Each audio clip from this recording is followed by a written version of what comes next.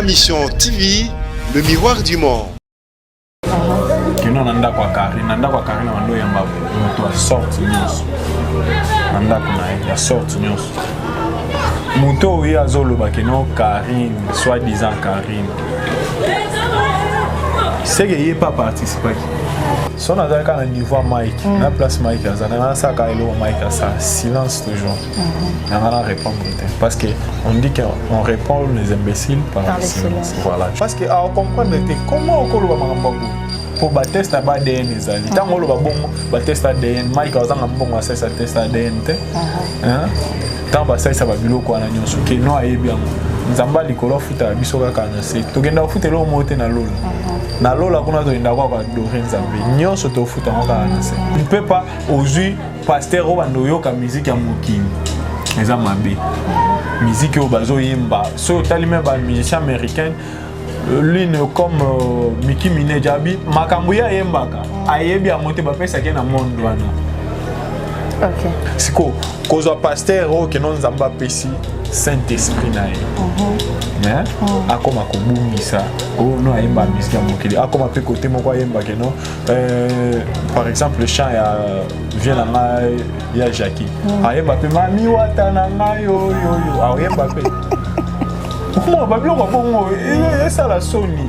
Karine azolinga contre Gogan mi-ange mi-démon et mi-c'est mi-mokondi mi-laborante vite fait parce qu'on a vraiment peu le temps que quand ça me fait déjà signe. Voilà, beaucoup de savoir dans ma manate, beaucoup de savoir dans ma manate, c'est énorme.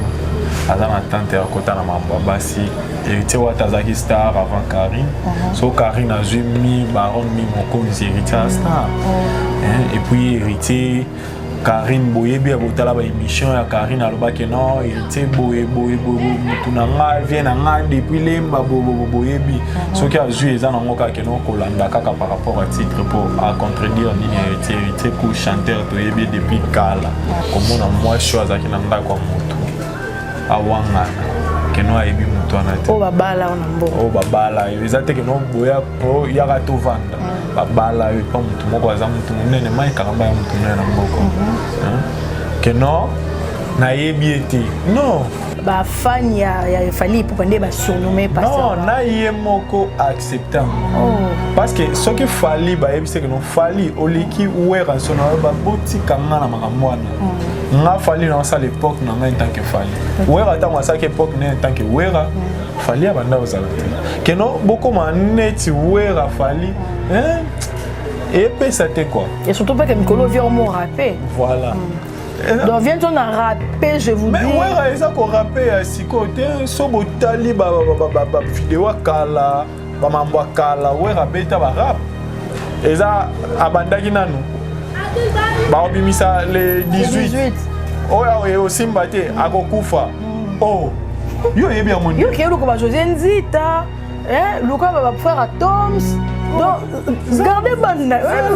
Yo mais explique-moi que non. Les 18 ans bimisa simbate a carrière esili yo yebi ya mondeni baba na baba to mabe prophète de la nation prophète de la nation notre nation tigi obi que non musa bo nzamba moko na Congo ya na comprendre mboka zo avancer et du nouveau à Kinshasa. Le complexe hôtelier Tremplin Royal sous Kanamasoro. Vous qui désirez passer des nuits inoubliables, l'hôtel Tremplin Royal vous offre un service de haute qualité, de chambres modernes répondant aux standards internationaux, salons et salles de bain bien équipées. Votre sécurité est assurée, les portes électroniques et même un coffre-fort dans la chambre. Tremplin Royal dispose d'un restaurant VIP, des plats de différents goûts à un prix hors conquérant, de boissons de toutes marques accompagnées d'une musique douce. Ce n'est pas tout. Pour vos déplacements, Tremplin Royal met à votre disposition une voiture pour tous vos déplacements et un groupe électrogène industriel pour faire face à la coupure d'électricité.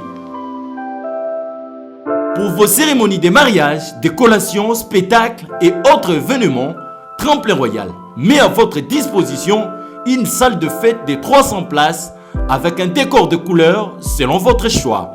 Nous sommes situés au numéro 23 de l'avenue Aérodrome dans la commune de Barumbu. Référence Stade municipal de Barumbu.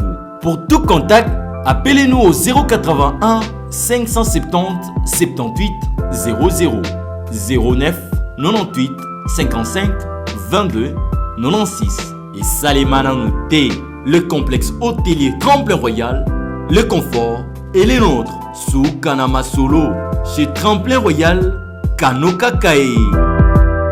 Merci de nous rejoindre sur ma mission TV, le miroir du monde. La vôtre, Tabita et Nzombo pour vous servir. Bonsoir, bonjour, bon après-midi, ça dépend de l'heure à laquelle vous nous captez. Également au format où vous captez ma mission TV, le miroir du monde, téléphone, tablette, télévision. Merci beaucoup parce que vous s'abonnez, vous avez vrai. Il y a ma mission TV pour porter à biso. En plus, là, nous sommes biso. Merci beaucoup. Permettez-moi de dire merci comme ça qui à la prise de vue de cette émission. Également la grande équipe de ma mission TV, je vois comme ça Vording Gituka, Derek Lukeba, Grévis Tekis et Madame Beka, salutations spéciales à vous. Merci Nabatunios, au bazar de partout dans le côté, mais merci beaucoup. Alors l'actualité nous oblige à ça nous sommes les décors et tout dans la plateau, il y a ma mission T certes qui est quitté sur le terrain pour tout le qui l'a invité Oyo. Il faut que yo kabango ba lo baba pe ça va prendre de vie na bango lo quoi to nga ko yo ka yo kate to nga vraiment to ka na mino ko ya bango moko et on lo surtout se déplacer. Nous sommes quelque part au coin de la capitale de la ville de Kinshasa. To yo kutanana il est chroniqueur, lui c'est mon frère et puis bon c'est un ami parce que sa soeur aussi à la presse elle de même. J'ai envie de dire bon après-midi à Armand Mokonzi. Ouais, bon après-midi. Moi c'est Mwindo Babi. Des courtes jambes bien chargées, bien bombées quoi. Ça va? Bon après-midi, ouais, ça va. Bonne année, hein, parce que depuis 2021, la monnaie est vraiment merci. Nous avons ma télévision de tout le temps, ça fait bien quoi. Vraiment. Santé, bonne chaîne, comment ça évolue? Comment tu vas sinon? Ouais, tout va bien par la grâce de Dieu. Sauf que non, depuis le 24 décembre, le 10 janvier, nous avons malade, moi, on a tourné les équipes. Mais nous avons qui déjà mon salon. Nous avons déjà des émissions de Jésus Kota. Ça va quoi. D'accord. À mon bilan 2020, par rapport à mon chroniqueur, ça on est qui né? Ouais, 2020 tellement bandaki na kati na bandi na kati. On est vraiment bien quoi. On est vraiment bien cette année il faut améliorer. De façon que nous avons ça va irer wa mikende ka ba fano batala la biso ba komela biso. Na bonisa et puis na démarrer nango bien quoi. Voilà. En tant que chroniqueur Armand Mokonzi, tu es bio la biso na TV en caractère à Mopandi Sango. Mais il y a beaucoup d'histoires sur la toile. Là, j'aimerais que tu parles d'abord étant que Mopandi Sango. Côté qui mobile étant que Mopandi Sango. On va parler de l'affaire de l'histoire, des affaires de histoire parce que notre sœur, notre belle-sœur Péniel, Kalamba, est-ce Kalamba déjà on a vu sur la toile Péniel qu'on niait catégoriquement l'existence de frère Mike Kalamba au Aza, papa et banana. Analyse ni on ça. Bon, en tant que nous Mopanzi Sangona nous nazana pour qu'à mon côté nazana opena pour des cas. Comment non par Mopanzi Sang et pour qu'il y en a qui mobile. Voilà.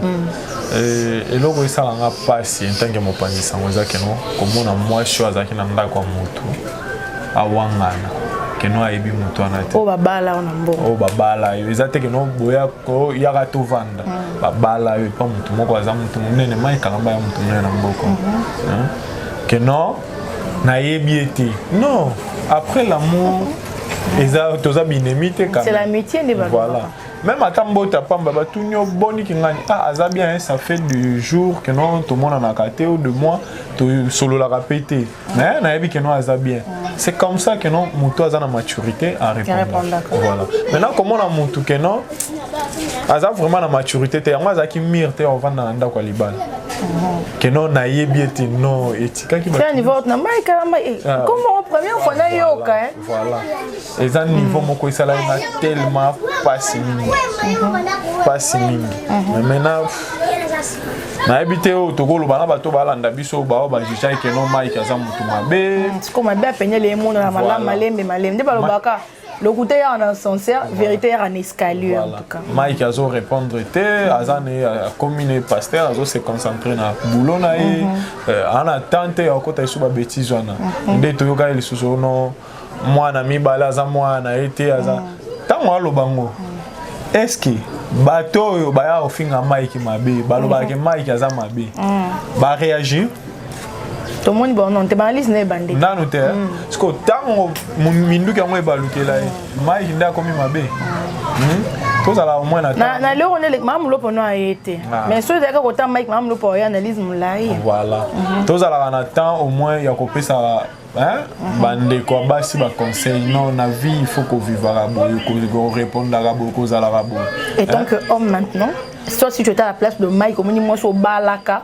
au boti sa banami balé ah bah comment ça me dit rien non yé baku tout est son azaka na niveau Mike na place Mike azana na sa ka elo Mike ça silence toujours on va répondre parce que on dit qu'on répond les imbéciles par le silence voilà Junior c'est Junior tatou na mona ba sala ba photo na ba avion ni ba kinana ba musicien profane au bena baza bato à Francis Tato plutôt oui à part cause na ba fonction na bango banini ba bato ba na temps okuta na oui mais et puis baza ba congolais si tout ça toi les soirs on les gâter pour yo pour pasteur à Sangisa la pasteur à Kabula te pasteur à gâter pour na loba yo leki na quatre église ba bola na ba riche et pas pasteur bazan ndenge c'est comme ça pasteur Ifatika mais comment déjà pasteur a comme que non hier à leki on a tendance au monisco allez sous pasteur toi au monde ba brebis ba ke onde et longa linga pasteur de ça ndé hypocrite aye bana banzembo mokili ya do vidéo ayemba ta moi 2-3 chansons vous sentez pas que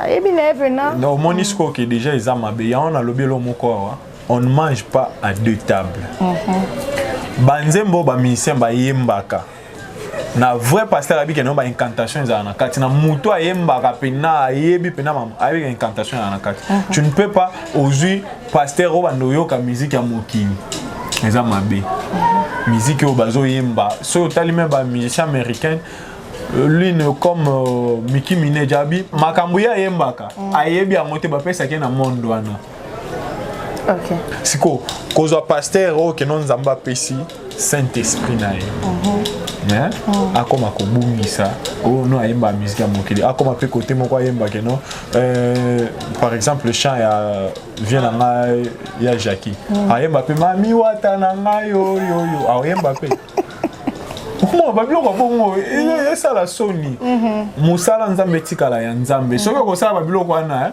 ko lokate o ya po bungisa parce que mutu muso alanda ko kana TV kan ngo lobaka ya nanzela na ba brebie bele ba otengama ya changer siko yo ke loba mabe oleki na TV obe atango atala pasteur na biso ko tozala bon ngaso na salam directement na famille na ye bazara na moi ba conflit mo bazo eka partir wana satan lukaka moindre lidusu à côté voilà ça c'est bien donc à moi on a mon pandis on te met qu'on analyser pour les camos parce que ça fait très mal nous t'as gardé bon on a beaucoup de respect pour le prophète de la nation ainsi que ça dans un bénion soyons beau cannabis le prophète de la nation Denis c'est moi je suis encore petite non normalement biso tiens moi na TV recevez une zone donc je me rappelle encore j'étais encore non il y a que non que n'a pas effacé n'a pas que joupe non comme ma chroniqueuse donc je ne sais rien de ça donc on a beaucoup de respect toujours c'est un peu comme que maintenant moi garder bon naie toujours juger pété ce gars moi que non te pour na biso peut toza ba santuté voilà on est là to lobaka ka eloko yo ndenzela o bango ba tracer biso to tracer nzela na biso ezala bo ezala mabe ezala o mabanga o bango mandeni forger quand même voilà kolokate o tenga mobia na moko to lo esimba te na chana no pona contourner o subo o moniteur que no tango yo cha mundimi ala ndio ala bina contourner eso te na moko to na tikalia ake obungisi MC oko zonga na yo la Bible dit mutako ya 7 fois tellement 7 fois donc on va ça nzambo ko te même oh wana pas tellement et ko joyeux temps Voilà. Toi, tu peux jamais, on ne sait pas. Nzamba sunga, toi télé Et puis là, moko na oloba, na en tant que pasteur, ils ont conseil. Ouais, on les chapeaux. Bon, et Moussa Nzambe, le ministre du Seigneur, on les chapeaux terre. Oui, pourquoi la longue la chapeau pas oui. C'est parce que Ouera s'est respecté en Anzela na. Parce qu'en fait, d'une fois, on l'a respecté à côté Anzela mabe. Ngala loba ki ngwa na émission ba yamba ki pa frère moko. Biso to ba fana Ouera. Na mabe a Ouera, na bola mo Ouera. Biso to ba fana to linga ki bungu. Ka nenga za kan to linga ki bungu. Sko to linga de mutu mo bo yaka. O banda osala ka neti kaka te. Zonga la musala na yo, moi la même na famille hein. So grand frère moi c'est respecté. À ça la lobela ko ba buzo ba mingi ba mamobo. Ata devant ma camarade na yo. Oya pena bo omoni me oleki. Oh mais yo pesi na bote tende ah na mona yo te bonjour. Tombora lobo koleki. Pourquoi? Parce que ami koti na bêtise. Et puis atika koleka na ba TV pour na ko répondre ka kingani mutu kingani. A finga qui est toi loba qui toi salaki en tant que pasteur hein a changer les côtés a kiper les sous-soutés a zongela nzela na ye a sala musala na ye ndenge elongo bani. Voilà. Merci beaucoup. Armand, on continue avec notre émission. Là maintenant je veux poser cette question. Tout le monde a vu ça sur la tâche. Je veux parler de ta soeur Karine Mokono. Elle est plus une chroniqueuse, une journaliste comme vous voulez. Lolo Akoma chanteuse. Donc bien sûr il y a moi à zone et là bien souvent mon qui me pense même beaucoup plus maintenant à une personne trop studio, trop commandembo, trop manager. Il y a pas longtemps on est dans ma mission de il y a un manager avec Kinshasa qui a la promotion, il y a l'artiste. N'invite plus au moni message dans la page polémique concernant d'abord avant là qu'il y ait c'est concernant Karine. Ouais, concernant Karine, bon, en franche vérité, il y a des autres choses. Ce sont des gens qui vont bien rencontrer. Nazara trop de rencontres pour Landara, moi, moi, salité, les gars, moi, trop ça. Il y a ça la salité. Et ça, la montée ma passe. Il y a les gars qui ont chata safunaï, nanini alobe la safune alamba safu, au moins mutu moi côté, abandi au finga, abandi au salabo. Sko, mutu on peut ota labo, azara muninga na yo. Ah. Moi répondre est pesant. Exact. Ah, bon. Vie en peu Karine Apona, il y a un lobby vie en tant que star, bon, na côté ma ben malamu, kawana, ah bon. Pour na indépendante pour monter le soir raté, la côte à la mante pour la landa, na solana, kakande, nous a bien, ça va, qu'est-ce qui se passe? Non, c'est bon, ça va, on se limite là. Voilà. D'abord, aujourd'hui, réconciliation, il y a équipe nationale. Pour ne pas citer le nom, surtout dans l'ensemble de l'équipe nationale, ici il faut le Wado, le Jaël Lucho, le Karine Mokonzi, le Juvenal Kibala, les Janvier Wata, les Abiri, tout le monde qui était dans l'équipe nationale, le Leketchou, Papa Maloun que je salue. Armand, Ozala, parmi mes frères, il y a Karine, bana maman na yé, ou ba soutenir Karine na musala na yotanga bandaka. Tu étais parmi ces frères pour ne pas attendre comment le bango. Au bandako aider aussi mais les caméras tant à la chaîne locale attendre à Zakiноnakin. Donc au soutenir ben na musala na au yebi équipe nationale des bandas des constitué et tout. Dans des panzana les zones. Un mot d'abord la réconciliation de l'équipe nationale. Bon, un mot au monde en tant que bateau, on a la colo bezaka kenon. Nzambe alingi sarabiso na mabe to salaka. Ce qui peut biso bato na mokili to sala ni mabe to zuita on senga na pardon que no ato bongisa na biso to vanda. Ah oui. Faut tout tika to chana c'est bon. En tant que ngala bando mona bango na bando pe uzana bango menazana na katite. Loka bango ba préférer que non. Bazongana, bazala ini balongola ba buzo bana nyonso. Gloire à Dieu. Si c'était ta volonté, lingo linga so carrière dans l'équipe nationale. Kolinga, c'est trop dire. Bon, si c'était ta volonté à toi, tu dis, bon, c'est ma soeur, moi, si c'est moi, c'est Armand Mokonzi qui décide. Ce qui est non Armand l'équipe nationale. Baninga ba s'excuser par nga. Bon, on dit ma pardon, pardon pour. Non, c'est pas ça la question. Oh, c'est pas la Karine. Bazonga à s'intégrer, ta soeur à s'intégrer dans une équipe nationale. Quand s'intégrer, c'est trop dire. Elle était déjà intégrée, parce que Bazonga les sous sont des alaka. Bon, en tant que non volonté que non bato seni pardon, on dit mananga pour pardon. T'es baseni porter basenga ni ba pardon. Car problème problème tant que basali bongo basengani ba pardon eza force libéraka na na chambre société mais mais la négativité voilà muto asa sali o mabe hein vient na wa ze passer loba so muto asa kenda ki azungi keba to vivre bien na ba pardon na biso na distance. On est à concert, tu adores sa Karine exactement. Na mutu nyonso po bango nyonso basala ni mabe ba yebani. Bango nyonso bandolo ba n'importe quoi na ba façon nyonso. Nga bino penso bofinga na kati, to yoka mama mama bima. Que non mutu nyonso a garder ban na ye. So ba tuni o problème mutu na ndenga mabe o eba ndeni o ko répondre. Eza ali soute que non po boye ba bato ba kotsa bino ba conflit que non zo moi $100 boma zo moi 200 boma oyeba ndeni. Oui, parce qu'on est nini au vivre. Ce qui on dit que non, au tika non na ranking. Koloba se na pardon te po bimazoba. Tika no kana mondo. Tika no kana mondo. Ko se na pardon te po ya ba monyo lobe mini sus. Même ka bato batinda ba tinda la ba $100 ki ndo finga. Ba mono le numéro 1. C'est qu'il faut pas faire ça, il faut pas même pas koloba vivre les sous que non to vanda sika moko to sala bo soli natali moko na yoka o kingani abomaki kingani asala ki ya chela ki kingani ye kutukuna ndi apesa ki sida ye oya mama imebele surtout mambo ya chela ki on toya o mona siko ba jara ba biloko na pour vivre siko mieux lelo sida wa dans les bima balibi ke Karine apesa ko mbala sida to ko mbele Karine mabote zate po bima ne dingwe après ko panza na équipe seulement bimi ebele to yoki vraiment mbele na kati siko o mona ba biloko bongo to vivre les sous to vendre ensemble ndeni to lia sous mesamo to bobo ko bangana wana pena c'est que no moi bino basi ndebo plaka manzaka tango moni baninga basi ba yolobi bango tunde ba bongo na ba manzaka na ba na ba poison moi na lia yate bilo evani na mesa bino to bokomi otala nana olia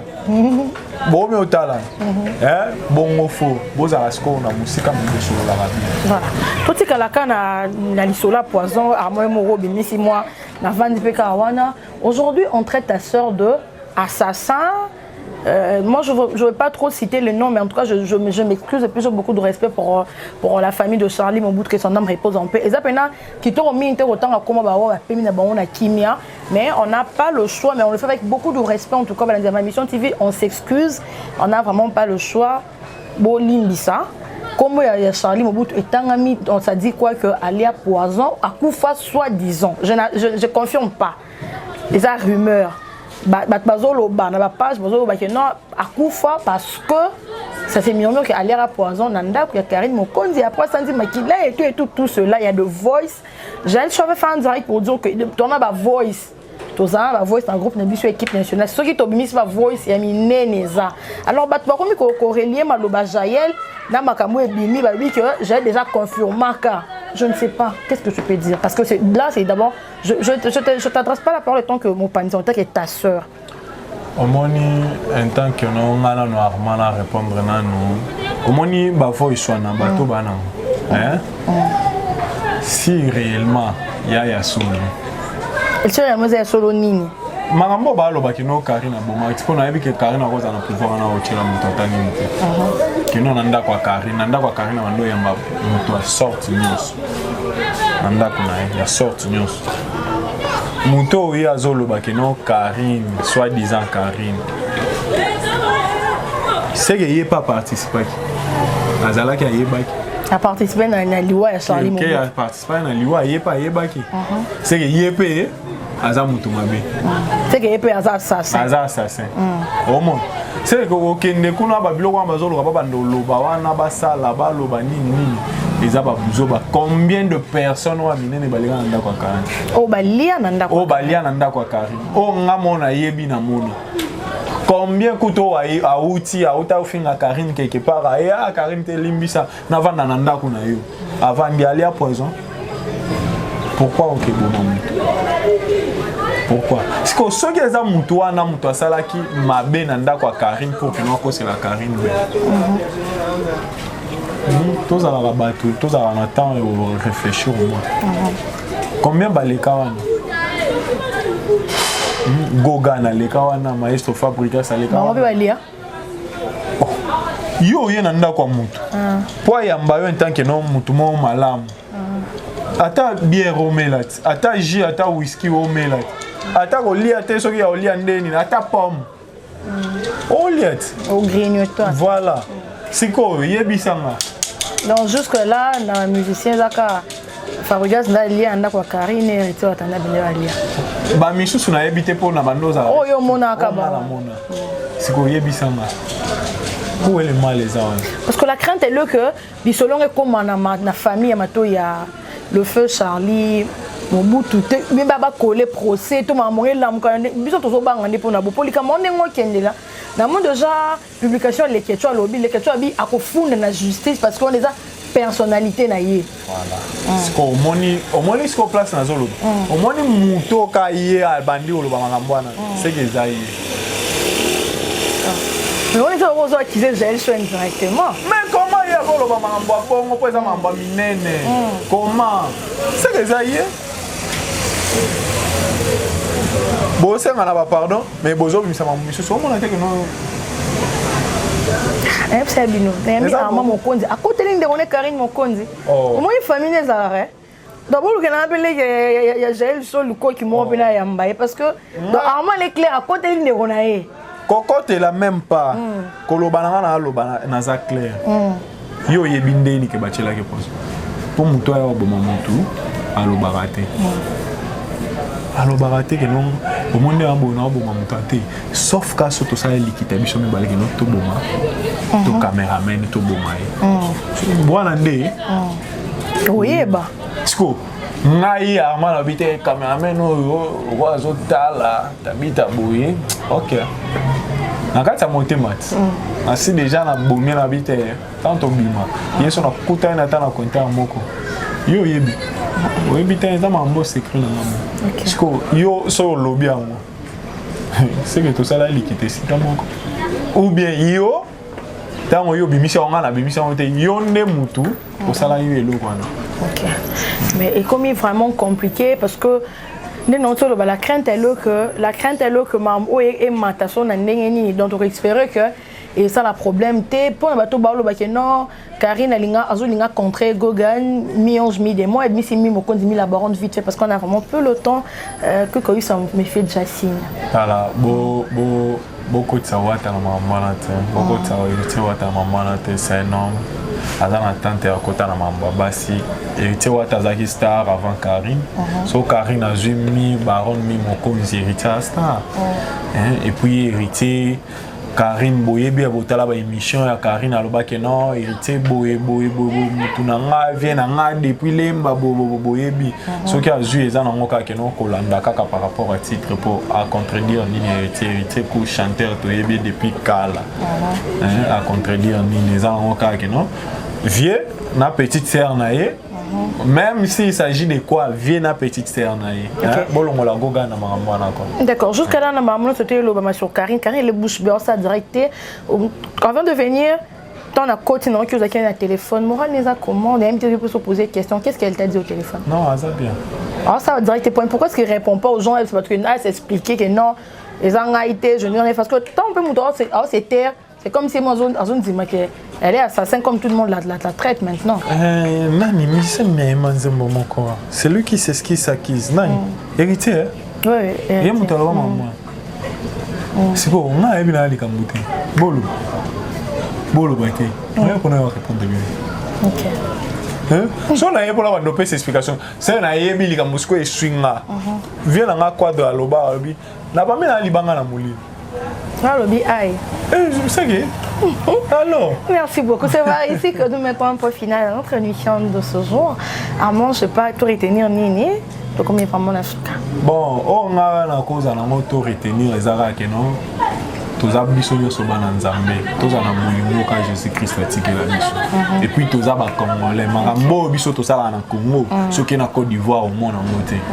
Maintenant, basunga na baki liboso bandinga ri bazo yawa o ateka dendo so abendi muninga ne pourquoi biso ba congolais toza na haine wana to lingana so to lingani même Congo na biso bino bo kende libanda bozo finga bomona ke no ekoma kitoko to lingana ka biso nyonso tika ba fertilité wana nyonso ezana na mwana et il tombe à mon côté quoi ça il tombe à mon côté les tinga arma mon ça a problème à muto so qui que non arma muto arma la problème il sait muto ande muto mais nga problème et puis so c'est ma pardon pe na ligne ici merci beaucoup Armand c'est terrible j'espère que tu es à l'aise parce que Armand déjà aloba mingité aloba menga tu es à l'aise lolo bien olobara pour na Karine na bino o sait qui est en tout cas pour la Karine on l'a sapena que yaya na yo penza merci beaucoup Armand merci pour ton temps en tout cas merci à Kiko Yusa je sais pas si tu as fait 2 ou 3 personnes à dédicacer oui tout le monde on appelle Sambo Temingi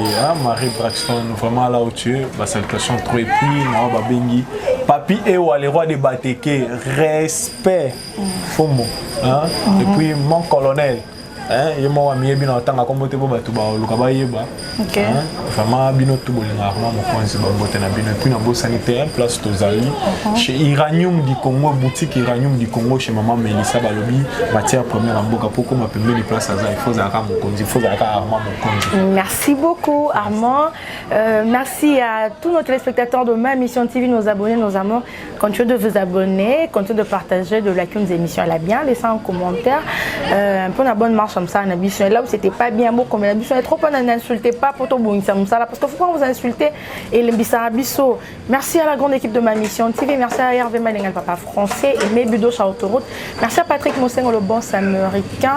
Merci à Nanti à Salove mon ciel Edim Père les super mecs de Paris, la famille Nzombo, la famille Mandar. Merci à Patima Tunga Tour de Monde Voyage chérie. Merci à vous tous, je vous aime, je vous l'offre.